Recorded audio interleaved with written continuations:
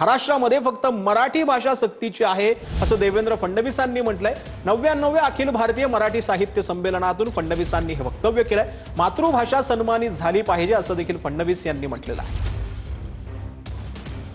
फक्त एक मुद्दा सातत्याने या ठिकाणी येतोय की भाषा सक्तीची कुठली।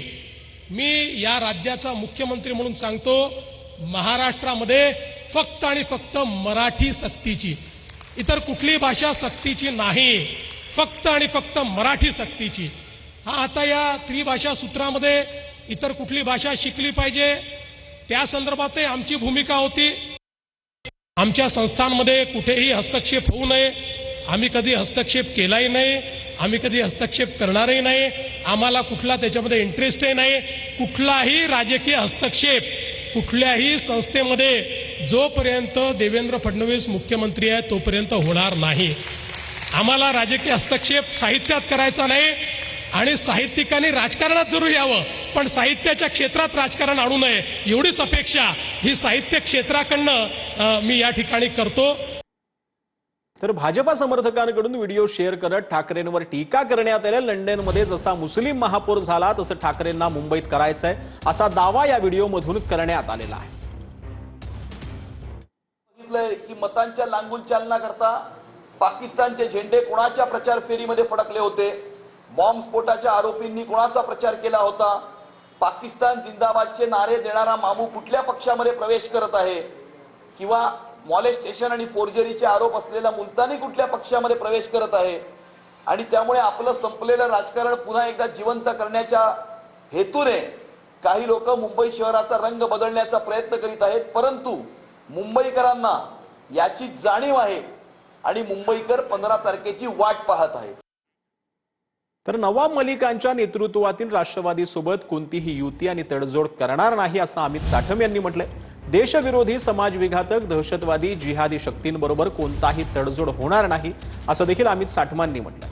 मुंबईत अजित पवारांचा सोबळावर लढण्याचा निर्णय योग्य असल्याचं देखील नवाब मलिकांनी म्हटलंय। काही जण माझ्या नावानं बोंबाबोंब करत होते असं नवाब मलिक यांनी म्हटलेलं आहे।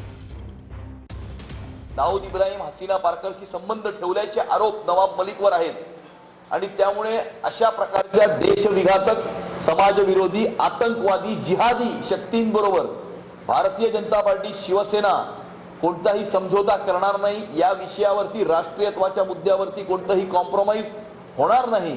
निवडणुका येत असतात, निवडणुका जात असतात, परंतु राष्ट्रीयत्वावर आणि हिंदुत्वावर कुठल्याही प्रकारची तडजोड ही होऊ शकत नाही। आणि म्हणून आमची ठाम भूमिका होती की नवाब मलिकच्या नेतृत्वातल्या राष्ट्रवादी काँग्रेस पार्टी बरोबर आम्ही कोणतीही युती करणार नाही, तडजोड करणार नाही। यावेळी राष्ट्रवादी काँग्रेस पक्षाची ताकद मुंबईमध्ये निश्चित रूपाने दिसेल लोकांना। आणि विशेष कर मी दादाचा आभार मानतोय की काही लोक माझ्या नावानी भूमाभूम करत होते की हे असतील तर आम्हाला तुम्ही नको।